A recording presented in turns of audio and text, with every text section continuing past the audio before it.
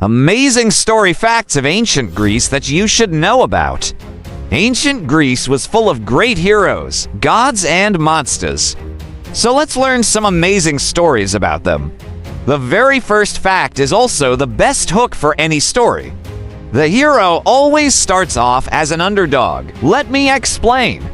Most stories begin with the hero being in a bad situation.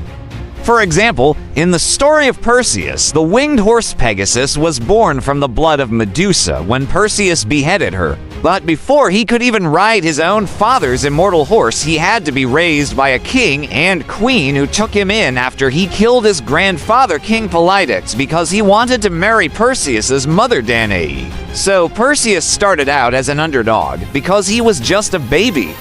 In the story of Theseus, he wasn't even considered a true king until he slew the Minotaur, rescued Ariadne, and defeated the king of Crete, all while having to deal with the disrespect of his own father. And what about Jason and the Argonauts? They had to steal the golden fleece from a king who had magical breath, a dragon that guarded it, and Medea, who only agreed to help them because she wanted revenge on her father who had wronged her.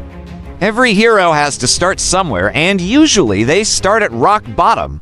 Next up, we have the famous line, "Beware of Greeks bearing gifts." That's right, this is one of the most famous quotes from Greek literature. It comes from the Iliad, and it means don't trust people when they give you something. But why? Well, during the Trojan War, the Greeks pretended to sail away, but they actually hid near Tenedos Island. Then they sent some men dressed as women carrying olive branches as a sign of peace to the Trojans. And the Trojans, being suspicious, decided to bring these Greeks inside Troy for a proper reception, which was a huge mistake, because then the Greeks could scout the city and find its weak spots. And once the real Greek army arrived, they snuck in through the back, surprised the Trojans, and won the war. Even though this quote doesn't seem like much, it is so important that it is still used today. Whenever someone accepts a gift from someone shady, they are taking a big risk and might end up regretting it.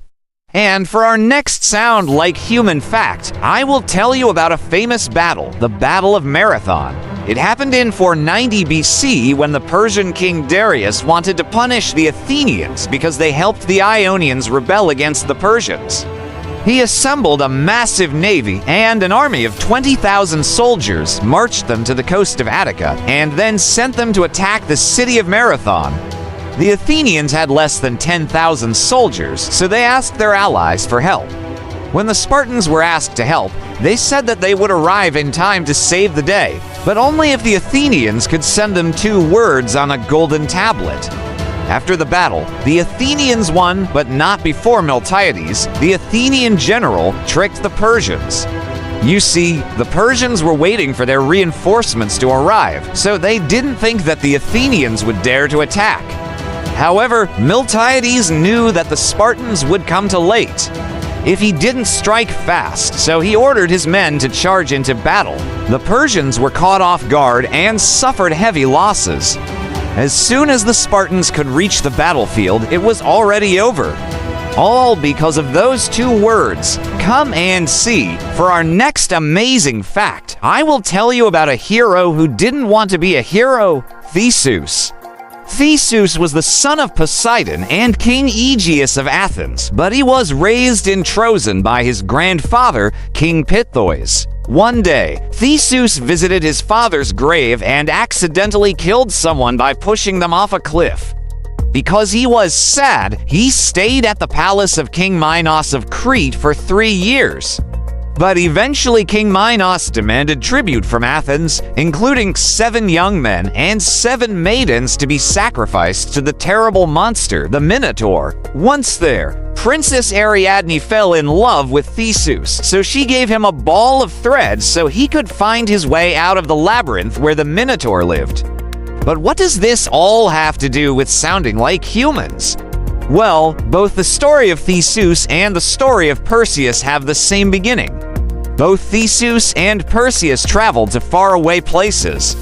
They went to dangerous lands filled with scary creatures, and they faced many challenges along the way, and each step made them more heroic. And that's what makes a good story.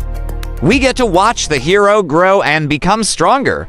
Up next, I have an amazing fact about one of the most important closings in history. This is the Odyssey's best call to action. Odysseus was one of the greatest heroes in ancient Greece. He was known for his intelligence and bravery.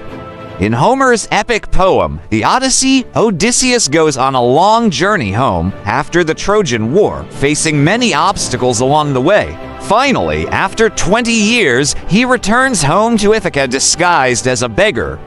He reveals himself to Telemachus, his son, and together they plot to get rid of the suitors who have been trying to force Penelope, Odysseus' wife, to marry them. With the help of Athena, goddess of wisdom, they kill all the suitors and restore order to Ithaca. This story teaches us many things about life, like how important it is to never give up hope. But sometimes we need a little push to keep going. And that's exactly what Odysseus did for us with his famous call to action. No man is truly happy without his homeland and his parents. This line shows how lucky we are to live in a time when we can enjoy the blessings of peace and prosperity, something that many people around the world cannot say. And it reminds us to appreciate our home and family. All right, now we have reached the final fact. Before we go, I will tell you about one of the most beautiful parts of the Iliad. Achilles was a Greek hero who was considered to be the greatest warrior of the Trojan War. However, after a quarrel with Agamemnon, leader of the Greek forces, Achilles withdrew from the fighting. His close friend, Patroclus, begged him to return to battle, saying that the Greeks were losing ground because of his absence. Achilles reluctantly agreed to help, but only on the condition that he would allow Patroclus to wear his armor and lead the Myrmidons into battle instead of him. Achilles gave Patroclus his armor, which was made by the god Hephaestus and shone brilliantly on the battlefield. Patroclus put on the armor and led the Myrmidons into battle. He drove back the Trojans and recovered some of the lost Greek territory. But soon he came across Hector, the greatest Trojan warrior, and was killed by him. When Achilles heard about his friend's death, he was furious and he returned to the battlefield. He fought bravely and single-handedly defeated the Trojans, eventually killing Hector. He dragged Hector's body behind his chariot and refused to return it to the Trojans for ransom. After 5 days, Achilles finally agreed to return Hector's body to Troy after Priam. The king of Troy came out to beg for his son's remains. And that's the end of our adventure through ancient Greece. I hope you enjoyed these amazing stories, and I invite you to stay tuned. Hit that like button and subscribe for more exciting historical tales and amazing facts. Thank you for watching, and until next time, stay curious.